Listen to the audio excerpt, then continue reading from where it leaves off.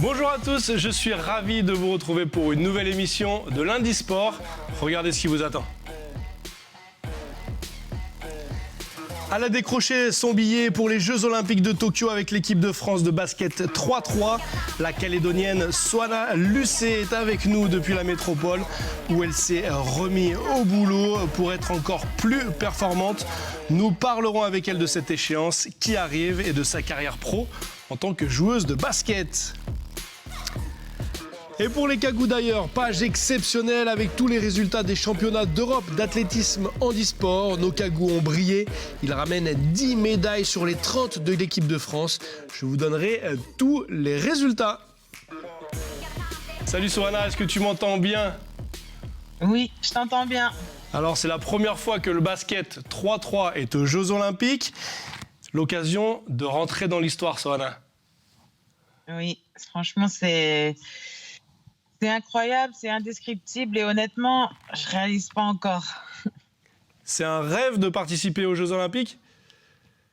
Je pense honnêtement que je parle pour tous les athlètes, pour toute compétition confondue. C'est le rêve, c'est le Graal de tout athlète. Il n'y a pas plus haut que les Jeux Olympiques. Donc, ouais, c'est magique. Est-ce qu'en foulant les parquets de la 6e kilomètre, tu pensais aller une fois aux Jeux Olympiques? Non, honnêtement, non. Après, j'ai toujours aspiré à vouloir être plus, toujours à être meilleur. Et donc, c'est vrai que j'y ai pensé pendant ma carrière. Et puis après, une fois que j'étais partie de la Nouvelle-Calédonie, et puis après, j'ai un peu mis ça de côté. Et puis là, ça m'est tombé dessus et je l'ai attrapé et je l'ai pas lâché. T'as bien fait. Soana, j'ai une petite vidéo pour toi. C'est les tauliers de la 6e kilomètre qui vont te faire un petit coucou. On regarde ça tout de suite. Bravo. Attention. C'est go. Bravo.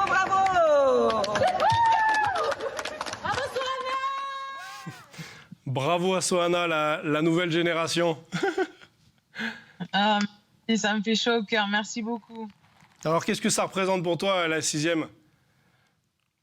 La 6e, c'est là où j'ai commencé. Donc, c'est mon club de cœur. Ça le restera toujours. Et c'est une famille. Et ils ont toujours été là. Ils m'ont toujours soutenu. Avant d'arriver là où je suis, avant d'accomplir des choses, ils m'ont toujours soutenu. Et ça, je l'oublierai jamais. Est-ce que tu as commencé ta carrière de sportive par le basket? Ouais, non, avant je faisais du BMX et du skateboard. C'est vrai. Eh ben, figure-toi qu'il y a quelqu'un qui s'en rappelle. Écoute bien, tu vas reconnaître cette personne, j'en suis sûr. Soana, je vais rappeler tes débuts. Donc, souviens-toi, quand tu es arrivée, tu étais championne de skate. Et oui, un vrai casse-cou déjà. Et donc, nos premiers entraînements, ça s'est pas trop bien passé, quoi. Je disais à Jean-Marc, non, mais jamais on va en faire quelque chose de cette grande-là. Et donc, j'ai été obligée d'utiliser la manière forte avec toi pour que tu puisses travailler et faire des efforts et développer le goût de l'effort. Voilà. Gros bisous, ma Soana. Alors, Brigitte Delaveuve, qui est maintenant présidente de la 6e kilomètre, comment elle t'a fait avancer et comment elle t'a mis au... Je pense que toute personne qui connaît Brigitte connaît à quel point, savent à quel point elle peut exagérer. Et pas elle qui m'a donné le goût de l'effort, ça, c'est clair. C'est juste qu'avec elle, on pouvait... passer à travers les règles. Donc, c'est juste ça. Non, elle abuse. Ok, c'était plus Jean-Marc alors? Non, mais le goût à l'effort, moi, je l'ai eu parce que j'ai ça dans le sang, parce que ma mère nous a toujours montré avec mon frère et ma sœur que voilà, t'avais rien sans rien. Je pense que ce que Jean-Marc et Brigitte m'ont apporté, par contre, c'est l'amour du basket. En fait, dès que j'ai commencé, je sais pas, j'ai eu ce truc pour cette balle orange et ils m'ont montré que voilà, c'était une famille, qu'on a fait plein de choses ensemble. Et ça, c'était vraiment magique. C'est le côté plus l'esprit d'équipe que j'avais pas en faisant du basket, en faisant du skate et du vélo. C'était chacun pour soi. Et c'est vrai que c'était la première fois que je faisais un sport co. Et c'était vraiment cet esprit famille que j'ai aimé. Donc voilà. Et que tu as gardé. Retour au 3-3, Sohana. On va rappeler vite fait les règles. On va juste voir une petite infographie là-dessus. Donc c'est un jeu rapide, c'est sur un demi-terrain. C'est des matchs de 10 minutes. Et le temps de possession de la balle en attaque est de 12 secondes. 1 point dans la raquette, 2 points à l'extérieur. Sohana, comment t'es arrivé toi au 3-3 ? Donc c'était en août dernier. J'avais une collègue à La Roche qui il leur manquait une joueuse. Et je m'étais préparée tout l'été. Et elle m'a demandé, oui, donc voilà, est-ce que ça te dirait de nous aider ? On n'a personne. Et moi, j'avais dit, ah non, le 3-3, c'est pas pour moi. Tu joues dehors. Moi, j'ai besoin d'un parquet. Mon jeune âge, j'ai besoin que mon corps soit bien. Et puis, 2 semaines passent et elle me dit, non, mais vraiment, là, on n'a personne. Et franchement, tu es prête physiquement. Et elle me dit, tu sais, finalement, c'est pas plus mal pour toi. Tu pourrais aussi développer ton côté agressif. Et j'ai dit, je me suis dit, je sais pas pourquoi, je me suis dit d'un coup, j'ai dit, ok, je veux pas mourir bête. D'accord. Le principal, c'est que j'étais prête physiquement. Et du coup, on fait ça, on fait ce tournoi et on le gagne. Bon, elle l'avait gagné les deux années précédentes. Ok. Et du coup, on le gagne et voilà, en fait, je kiffe de ouf. C'est incroyable cette histoire, c'est incroyable. Et tu le disais, c'est un sport qui se joue dehors, c'est un sport qui est, c'est le streetball, on appelle ça le streetball. C'est devenu maintenant un sport olympique. Est-ce que cette culture urbaine, toi, elle te plaît à la base ? À la base, oui. Moi, j'ai commencé en Nouvelle-Calédonie, il n'y avait pas de parquet. C'était ça. J'allais jouer avec les garçons à Magenta, à Sainte-Marie. J'allais jouer sur du goudron. Mais c'est vrai que c'est quand même pas. Je comparais quand même pas le 3-3 du streetball parce que pour moi, le streetball, c'est end one. C'était ça à l'époque. Mais non, c'est du basket, mais c'est juste que ça se joue dehors. Et par contre, en fait, ce que je ne savais pas, c'est que le terrain, c'est quand même pas comme du goudron. Genre, c'est une matière qui est quand même absorbante. C'est pas autant qu'un parquet. Okay. Mais c'est pas aussi traumatisant que si je fais un lay-up dehors. Donc pour tes genoux, c'était pas mal alors. Voilà. Super. Du coup, à Tokyo, pour les Jeux Olympiques, vous serez 8 équipes. Du 24 au 28 juillet, ça c'est le tournoi de basket 3-3. C'est des dates. L'équipe de France, dont tu fais partie, vous êtes championne d'Europe, 3e lors du dernier championnat du monde et vous êtes victorieuse des Women's World Series en 2019. Est-ce que vous partez favorite ? Bien sûr qu'on part favorite. Mais ça ne veut rien dire parce que le premier match contre les États-Unis qu'on a fait au Tokyo, en soi, on était favorite sur papier. Ouais. Mais on a et je pense que ça a été important pour nous de remettre parce que on se prend pas pour plus que l'on est, ça c'est clair. Mais voilà, il faut faire attention parce que quand tu es favorite, tout le monde veut te taper. Donc ça c'est sûr. Ça c'est Et le programme de l'équipe de France, là, jusqu'au JO, jusqu'à votre départ pour Tokyo, c'est quoi ? Pour l'instant, on n'a pas encore reçu le programme. On l'attend, là, ça va arriver au plus vite. Pour l'instant, on a un regroupement à Poitiers le 22, donc ça, c'est tout ce qu'on sait. Donc là, ils nous ont laissé une semaine off. Il y a l'équipe B qui part la semaine prochaine faire un tournoi en Croatie. Nous, les 4 qui avons fait le TQO, on est au repos. Et après, on se retrouve toutes le 22 à Poitiers. Ok. Ben écoute, on te souhaite le meilleur en tout cas. Tu pratiques le 5-5 en club, le 3-3 avec l'équipe de France. Qu'est-ce que tu préfères du coup ? C'est complètement différent, Mais là, je t'avoue que là, je suis à fond 3-3. Là, j'imagine. Ça fait vraiment bizarre. Ouais. Et puis, c'est vraiment une ambiance différente, en fait, parce qu'on est avec les garçons aussi. Donc, c'est vraiment une famille, en fait. C'est ça qui est appréciable. Et donc, parce que les coachs, c'est les mêmes coachs pour les garçons et pour les filles. Okay. Et pareil, le préparateur physique, le kiné et tout. Donc, c'est vrai que c'est complètement différent. Mais là, j'ai un petit coup de cœur pour le 3-3 quand même. Hein. Ok. Petit coup de cœur pour le 3-3, mais il y a quand même ta carrière pro avec le 5-5. Du coup, on va en parler juste après les cagous d'ailleurs. Jingle.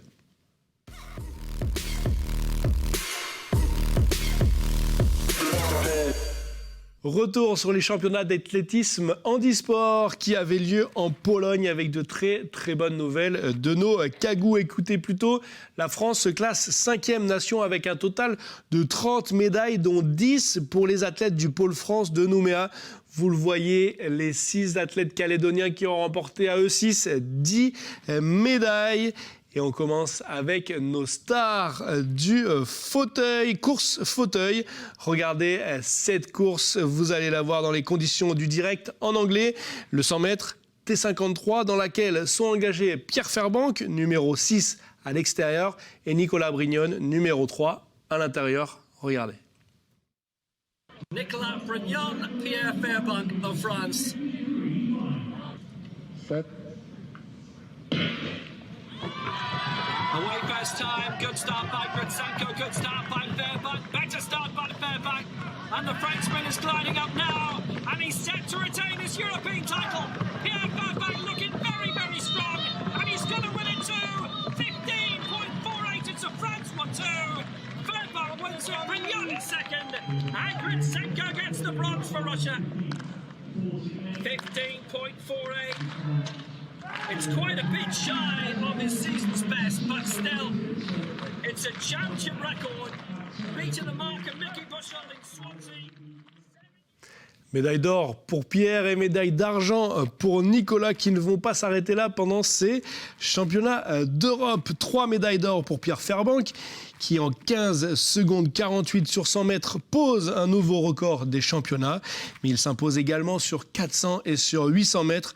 Une performance incroyable. Nicolas Brignon, lui, ne s'arrête pas là non plus. Après l'argent sur 100 mètres, vous venez de le voir, il s'adjuge le bronze sur 400 et sur 800 mètres. Et les 2 Calédoniens que l'on avait reçus ici même, on ne pouvait pas leur souhaiter un meilleur résultat. Autre discipline, cette fois-ci dans un formidable concours du lancer du javelot F34. C'est Thierry Sibonne qui s'empare de la médaille d'argent avec un jet à 27 mètres 42 dès son premier essai. Regardez ce jet. So here is Thierry Sibonne, the men's javelin throw F34 competition. We were waiting for him to come into the competition. He hasn't disappointed.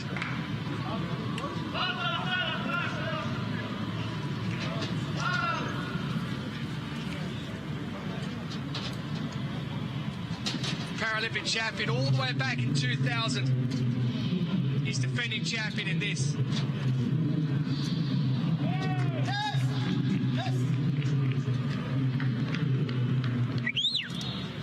He likes what he's thrown.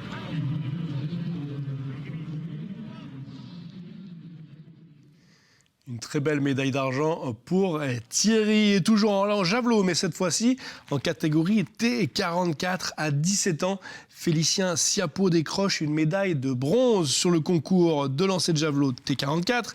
Pour sa première compétition internationale, le jeune espoir français monte sur le podium avec un jet à 50 mètres 65 dès son deuxième essai.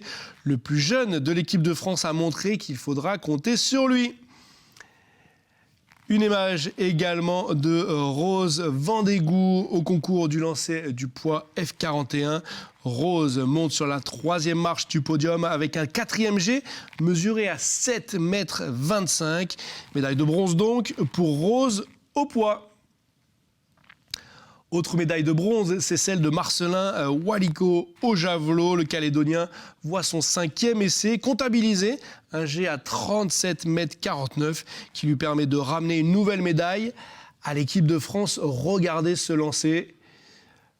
Voilà, avec cette nouvelle technique d'assise pour les athlètes calédoniens. Mais ce G sera quand même comptabilisé. À noter que dans le même concours que Marcelin, un autre Calédonien, Vitolio Kawakawa, vient d'être sélectionné, il leur a fait le plein d'expérience. Il améliore son record personnel avec un G à 36,04 m. Il termine à la 5e place du concours. Pas de médaille non plus, mais des belles performances pour Rose Welepa au poids qui termine 4e et même place 4e pour Sylvain Bova aux 400 mètres avec son guide Germain Aiwagene. Nos Cagous partent donc au championnat de France à Albi. Ce sera la semaine prochaine avec le plein de confiance. Voilà pour nos Cagous d'ailleurs. Soana, on quitte le 3-3, place au grand terrain, place au 5-5. Tu es professionnel depuis 2011. Tu évoluais jusqu'à il y a quelques semaines, il y a quelques jours à La Roche-Vendée, basket club. Tu quittes le club. Où est-ce qu'on va te retrouver la saison prochaine ? Alors, la saison prochaine, on va me retrouver, je ne sais pas encore. Ça, c'est une exclue. J'ai pas encore signé pour la saison prochaine, mais je ne m'inquiète pas, honnêtement, je ne m'inquiète pas, c'est ma volonté. J'aurais pu signer avant, mais là, pour l'instant, j'ai vraiment envie de me concentrer sur le 3-3. Et qui sait, peut-être prendre quelques mois off avant de reprendre dans un club. Ok. Alors forcément, moi, j'ai une idée. Et en plus, j'ai une question qui me brûle les lèvres, mais c'est pas moi qui vais te la poser. Écoute bien. Alors, Soana, maintenant que tu es arrivé au bout de tes rêves, là, que tu as atteint ton objectif, donc moi, j'ai une question pour toi. Est-ce que tu veux bien signer dans la S6e pour la saison, pour terminer ta saison ? Merci. Alors, Soana, tu signes au 6e ou quoi ? Ah ouh non, désolée, je ne signerai pas à la 6e. Je suis vraiment désolée. Non. J'apprécie l'offre quand même, parce que je sais que ça serait payé en beaucoup de bouteilles de champagne. Mais non, désolée, je ne signe pas à la 6e. D'accord. Alors, du coup ton idée quand même, c'est de faire le 3-3, passer Tokyo, que tout se passe bien, et après rebondir dans un club quand même en métropole, dans l'élite ? Je m'arrête pas à la métropole, en fait. Ok. Parce que toute ma vie, j'ai voyagé un peu partout. Donc, franchement, je suis vraiment ouverte. Mais en fait, là, je voulais vraiment... Cette année, ça a été vraiment compliqué pour moi en 5-5. Et c'était vraiment le 3-3 qui m'a fait... Je me disais, voilà, je vais tout donner pour le 3-3. Et là, en fait, j'ai vraiment envie, l'année prochaine, là où je veux être heureuse à 100%. Et c'est pour ça que je veux avoir ce truc où, quand on me dit, ouais, est-ce que tu veux signer là ? Tout de suite, je le sache, oui, c'est là que je veux aller. D'accord. Et pour l'instant, j'ai pas eu ça. Donc, je ne m'inquiète pas. J'attends. En fait, j'attends même pas. J'attends que le 3-3 et après le 3-3, on verra. Ok. Et du coup, est-ce que tu penses à ton après-basket ? Bien sûr que je pense à mon après-basket, mais je pense surtout que j'ai encore un peu de temps. C'est fou, mais j'ai des idées qui resteront là. Ah bah merci. Que je ne dévoilerai pas. Mais là, franchement, oui. La bécane, elle tient vraiment la route. Donc, pour l'instant, je reste sur ma position de basket. Ok. Tant que les parquets ils amortissent un petit peu tes pas, c'est bon. Tant que je vois que j'assure encore et que les petites jeunes, elles me battent pas, c'est bon. Cool. Soana, je te remercie 1000 fois d'avoir été avec nous, de t'être rendu disponible. En plus, tu viens de prendre ta deuxième injection du vaccin Covid. Comment ça va ton bras? Ça va. C'est le sang. C'est bon. Il n'y a rien qui... C'est bon ça. Est-ce que tu as un petit message justement pour le pays à faire passer? Bien sûr. J'embrasse, j'aime ma famille, merci beaucoup. Merci à ma famille de la S6e, merci à tous mes amis, j'ai pas besoin de les citer, ils le savent. Tout le monde qui me soutient depuis tant d'années et que là, enfin, c'est magique et je suis contente de partager ça avec vous. Bisous à la Calédonie, je vous aime. Mouah. Merci beaucoup Soana, nous aussi on t'aime et on prendra des nouvelles de toi pendant les Jeux Olympiques. Sois-en sûr et on te soutient, tout le monde ici te soutient à fond. Merci beaucoup, merci. Merci beaucoup, à bientôt, ciao Soana. À bientôt. Et nous on se quitte sur cette bande-annonce du film qui vous est proposé ce soir à 21h10, une sélection Anuru Aboro, la coupe des ouvriers, un documentaire qui se plonge dans la dure réalité des ouvriers sur l'immense chantier de la Coupe du Monde, qui se déroulera au Qatar en 2022. On regarde tout de suite le teaser. The winner to organize the 2022 FIFA World Cup is Qatar.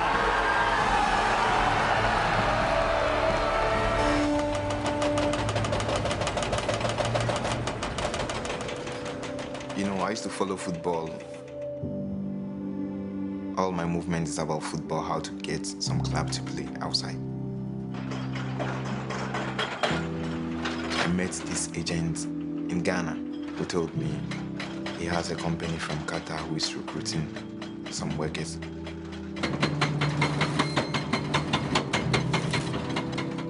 So if I can join them, and later on they can release me to play the club.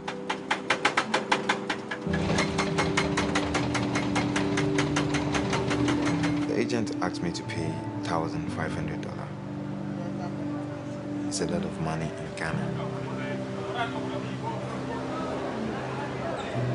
I came with a company where and I told them about it. And they were like, they are not doing anything here as football. They are not doing anything of that kind. So my agent lied to me. Ladies and gentlemen, the Qatar Workers' Cup! Please welcome your team!